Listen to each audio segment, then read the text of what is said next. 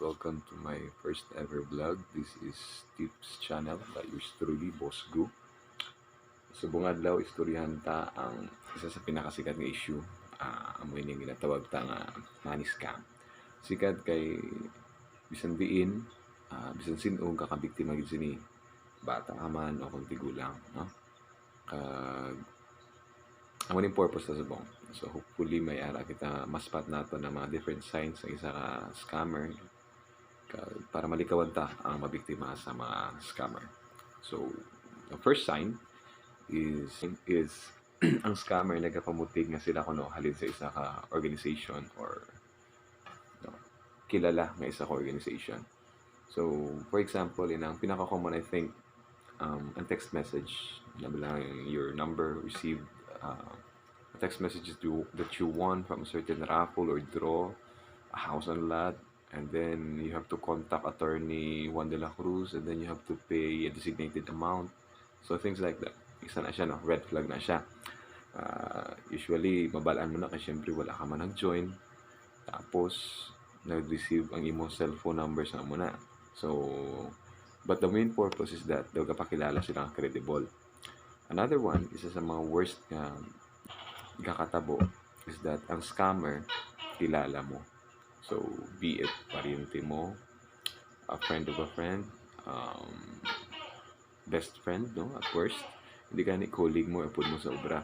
So, damo na ko nabatian nga mga stories like, amo na, ang iba nga gani mga best friend pag nila, na lang they invested to a certain business, dahil ang best friend ang nagpatigayon, then ikaw naman yan daw naging investor, no? So, what happened is that at the end, nalugi man lang. Or at worst, wala man lang gali yan. Nagkatuang kwarta sa supposedly nga business. So, isa na siya sa pinaka-worst. Hindi na lang mas-scam ka sa kilala mo ka mismo. No? So, second, napakilala sila nga may authority sila or powerful or kilala gid. Usually nga mga lines is that I am connected to or hindi gani iya manager ko sa amo ni, upper level na ko sa amo ni. Some are pyramid scams. No? Pero, once nagpakilala, ang ila purpose is to lift themselves para sa liga ninyo before na kamo nila intuon. Okay? So, usually, mga namin na sila magstorya, mga matamis na sila maghambal. Iban gani may matching evidence pa na, no? Do gina-build nila la character. Okay? Authority gina sila masaligan mo. Tapos, sa iba na gani, ginapakanumbo nilang ibang nga tao para at least daw sila magwa ba lang daw, sila fake na, kami credited kami credible kami, no? So, kami masaligan, tapos, may kami trustworthy kami, amon company, amon na siya. So, kung i-faulta naman na siya nga kategory sa individual, para sina, again, balik na to sa first example, miigo mo abyan mo, best friend mo, colleague mo. So, syempre, masalig ka, kasi syempre, kilala mo na daan. And amo na siya ang isa sa pinaka-worst gid tama. Nagsalig ka, kay kilala mo na. The third one is inabalang mga gahambal nga gadali sila or urgent katama. So for example, inang mga gahambal nga hasta na lang ni subong. Okay, gapang pressure na sila mga boss, gapang pressure. For example, meron sila i-offer sa imo. So hasta na lang ni subong, boss wala na ni, hindi gani pagkaaga na matabo sila, hindi na available. So subong lang gini siya. So, ikaw naman, in your part, knowing that, for example, na-build na nila ang trust, no? Nagsali ka na sa ila, kilala mo na sila, and you want to earn money in a short amount of time. So, what happened is that, sa ilang pang pressure, ikaw mismo na pressure. Mangita ka amount, then, ihatag mo na sa ila. So, only to find out nga, hindi gali amo, no? Sala gali, scam na gali. So, ang rationale is that, na-pressure ka, kay nagdemand sila kwarta sa imo, mangita ka. Tapos ikaw naman daw utang ka balasdan mo pa sa ila kung hindi ka makahatag tayo on time. Amo na nga, ikaw mismo mangita ka man paagi, gadali ka man, up to the point, iba ka na utang, so mahulaman business kay sino para lang ma-invest. Kaya, patapusan nila iya. So, amo na siya, daw, na-scam ka yun. But again, pag urgent or gadali na, red flag na siya. So, maduda ka na lang mga boss. One is, hindi lang manugid. Or don't tell anyone. Amo na siya nga line ang isa sa mga ginagamit sa mga scammer. Ang nakatabo bisan do ginasekreto. Ang income generating kuno or business kuno do ginasekreto. So pag amo na gani na, it's a red flag kay tanang nga negosyante basta legal lang, gambal gina niya nga legit nila business. They want the world to know nga legit nila business. And once may ara gani offer nga aton-aton lang ni, don't tell anyone, red flag na siya. You have to really think twice about it. So, usually, yung reason at sa mga scammer, kung amo na ila rason, aton-aton na ni is that para hindi mo malahuba, no, aton-aton na ni para kita lang, amo na siya. Hindi na tama pa iban para kita lang kidamo ang gain sa aton. So, red flag na siya. Kagdamo dito actually sini nakilala nga mga nabiktima man sa Moning Alliance. Kaya matabo gali. Ginhambal na sa kay letter A, nga hindi ka na manugid, hindi mo pagsuit kay letter B. Tapos si letter B, biktima ko naman, mahambal naman nga, hindi ka lang manugid ha, hindi mo ni paghihambal kay letter A kay letter C. And then, ang tong scammer, makanto naman siya kay letter C, hindi mo lang paghihambal kay letter A kay letter B. So, only to find out, ining tatlo gali kasi ABC na biktima na ni scammer. Kaya sa nadula na si scammer, nagwa na big issue about that, na scam gali ito, dito lang sila nang ibaluay, ang tatlo sila yan na biktima. And, at worst, damo pa rin.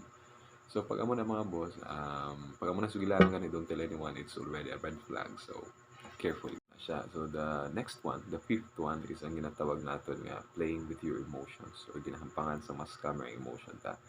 So, isa ka style sa mga scammer is to gain our trust. So, once na gain ang aton trust, dira na dala nila hampangan, no? It's either intuon ka or pressureon ka or at worst, i-blackmail ka. So, i-highlight ko lang, hindi lang siya applicable sa scam, no? Money scam. Applicable man sa gugma. So, I'm telling you, ha? So, mga boss, be careful lang gid on how we share sensitive topics about our lives to other people. Most especially sa mga hindi natin kilala or acquaintance sa kilala lang gid, no? Labi na mga sensitive nga part sa life ta. So, kaya matabo sila, pwede na ibalik sa aton. Labi na sa ginsalingan tagid nga tao. It's either kwartahon niya na or in favor. But at the end of the day, may scam ano wala, we have to be very careful on showing or sharing what we feel or our experiences or our emotions. And last but not the least mga boss, ang muling ginatawag natin nga basta scam. Nabalang daw ka layo sa kamaturan and ginatawag nila nga too good to be true.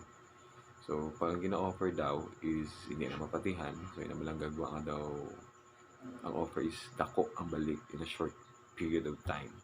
So, kaduduso na mga boss, red flag na siya. Again, damo ko kilala nga na biktima man sa amon eh. Kaga muli nga mga modus is very common again. Offer ka nga gapautang daw ka mo, muli nga amount. Tapos, ang balik is dako. So, questionable ka tama. Wala man lang kakanto ang kwarta kuntiin. Okay? Wala kakanto ang kwarta kuntiin. Hindi na matrace. Mga amo na siya. So, hambal ka na sa kilala ko, okay lang ako ng gamay na tubo sa kwarta kumpara sa drawing na income, no? Nadako. So, mga boss, halong din kita sa mga scammers, no? So, again, amo na to siyang i-highlight ko lang ang mga signs kung paano natin ma-identify ang mga scammers nakapalibot sa atin. So, amo tong hambal ko, ang scammer nga agapakilala, agapamuting halin daw sila sa isang organization. Ang ikadua is authoritative daw sila, authority, kilala. Number 3 is pag may urgency na o kadali. Number 4 is don't tell anyone. Pag amo na hindi ka na manugid. Number 5 is ginahampangan natin emotions just to gain our trust before they could scam us, no? Biktima ko nila. And last but not the least, if it is too good to be true, questionable na nakatama. So, ako na mga boss, kabay pa makabulig sa inyo ang atong simple signs or tips kung paano natin ma-identify if the person is a scammer or not.